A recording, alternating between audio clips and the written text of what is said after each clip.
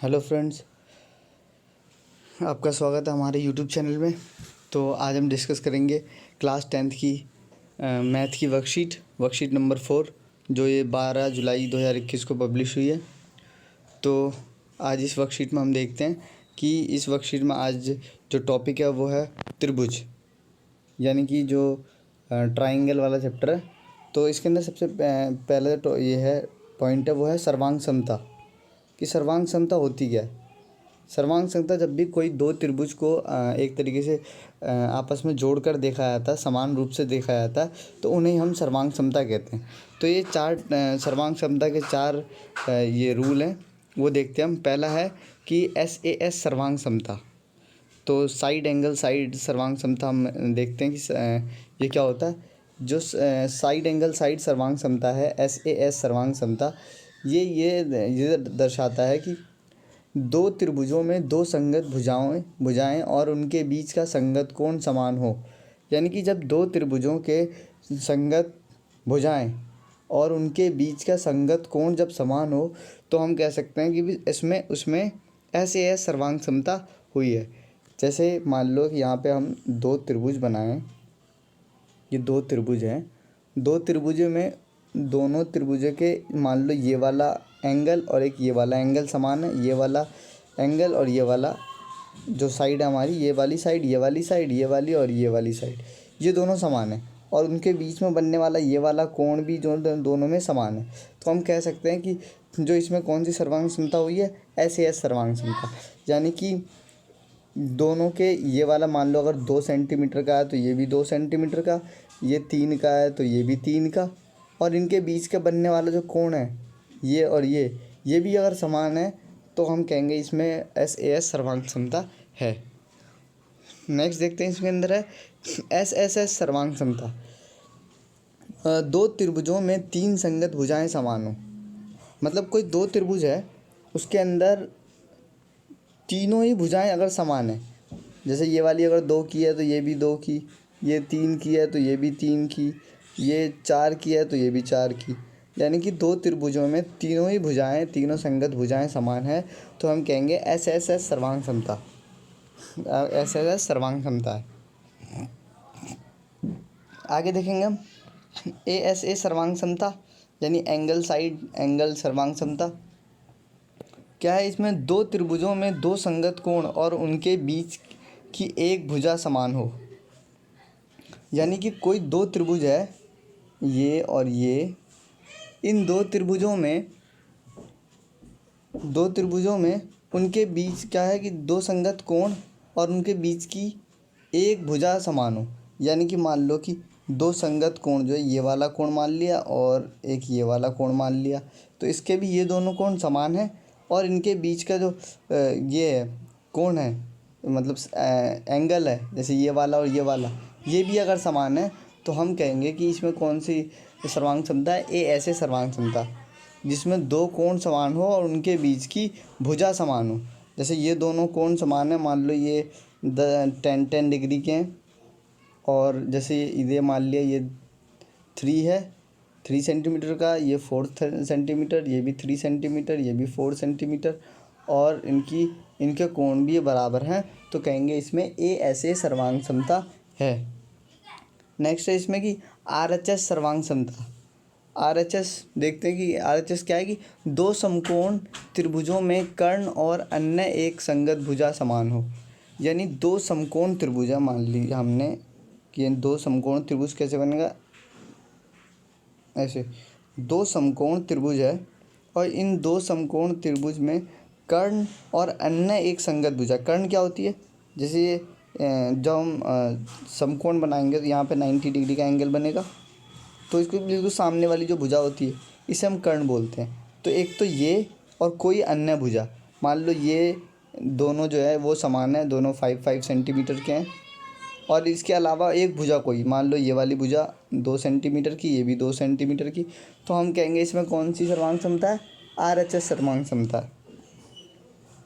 आगे देखते हैं कि किसी समकोण त्रिभुज में कर्ण सबसे लंबी भुजा होती है। यानी किसी भी समकोण त्रिभुज में कर्ण जो होती है, ये वाली, ये जो सामने वाली जो भुजा होती है, इसको हम कर्ण बोलते हैं और ये सबसे लंबी भुजा होती है समकोण त्रिभुज के अंदर। नेक्स्ट है इसमें कि त्रिभुज पी क्यू आर में पी टी माध्यिका है तथा क्यू टी आर टी तथा अर्थात बिंदु टी भुजा क्यू आर का मध्य बिंदु है। जैसे मान लीजिए कि ये वाला त्रिभुज है, ये वाला त्रिभुज है, इसके अंदर बताया कि ये क्यू आर जो है वो पी टी एक माध्यिका है और इसकी वजह से क्यू टी और टी आर दो अलग अलग भाग में डिवाइड हो चुका है। तो जो भी लाइन, जो भी साइड जो है या एंगल जो है वो जब किसी भुजा को दो भागों में डिवाइड कर देती है उसको हम माध्यिका बोलते हैं। तो किसी भी एंगल से जब कोई लाइन सीधी सामने वाली भुजा पर पड़ेगी तो वो एक माध्यिका कहलाएगी और सामने वाली भुजा को दो अलग अलग पार्ट में डिवाइड करेगी, बराबर पार्टों में, बराबर भाग में डिवाइड करेगी, तो इसको हम बोलते हैं माध्यिका। आगे देखते हैं हम।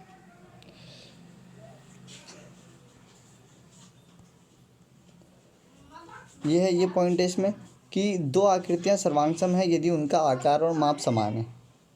मतलब दो आकृतियाँ तब समान होंगी जब उसका क्या होगा, आकार और माप ये दोनों समान होगा, तो वो दोनों आकृतियाँ सर्वांगसम होंगी। ये वाला पॉइंट है इसमें कि किसी त्रिभुज में समान कोणों की सम्मुख भुजाएं समान होती है। किसी त्रिभुज में अगर समान कोण है तो उसकी जो सम्मुख यानी कि उस समान कोण के जो संगत में भुजाएं होंगी वो भी क्या होंगी, समान होंगी। एक ये पॉइंट है इसमें कि किसी त्रिभुज में समान भुजाओं के सम्मुख कोण समान होते हैं। अब इसका अपोजिट सीधा कि किसी त्रिभुज में अगर समान भुजा है तो उसके सम्मुख कोण भी जो होंगे वो भी क्या होंगे, समान होंगे। एक ये इधर पॉइंट दे रखा है त्रिभुज का क्षेत्रफल का फॉर्मूला, कि त्रिभुज का फॉर्मूला क्षेत्रफल कैसे निकलता, 1/2 इंटू आधार इंटू लंब। यानी कि आधार क्या होता है, आधार ये वाला पॉइंट जो होता है त्रिभुज के अंदर, ये आधार और ये लंब।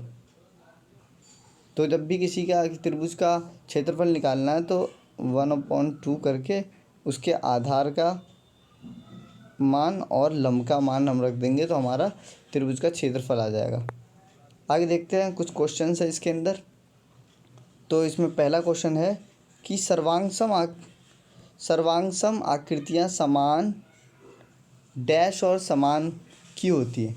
अभी हमने पढ़ा ऊपर कि जो सर्वांगसम आकृतियाँ होती है उनका क्या क्या समान होता है, आकार और माप। तो इसके अंदर यही आंसर आएगा कि सर्वांगसम आकृतियाँ समान आकार और माप की होती है।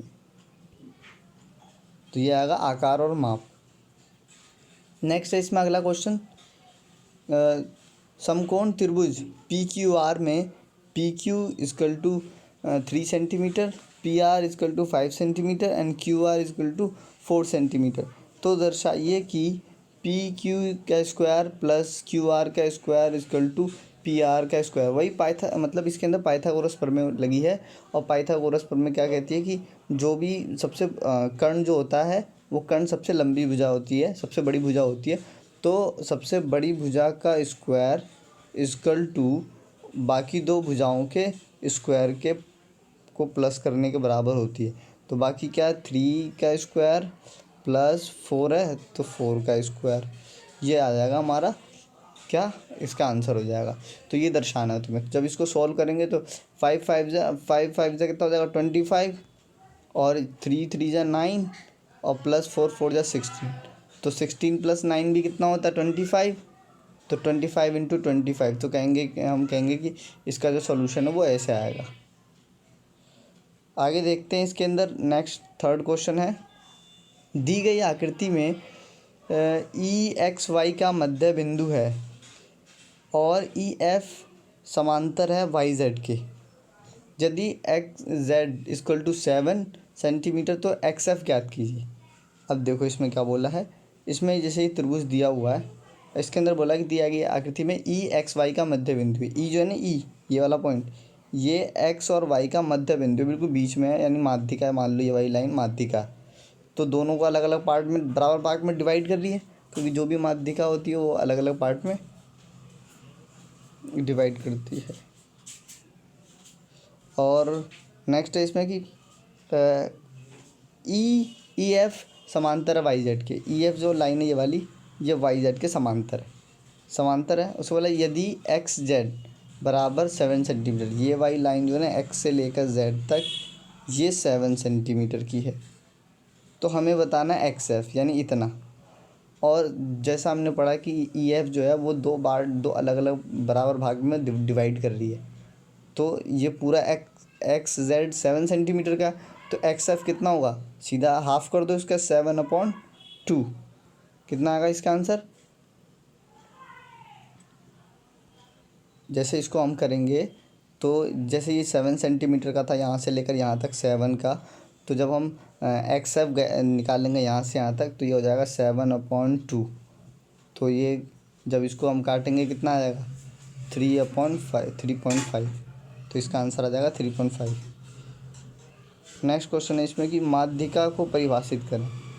अब माध्यिका क्या होती है, तो जैसे माध्यिका हमने ऊपर पढ़ा था, ये वाली लाइन, ये इसका आंसर हो जाएगा।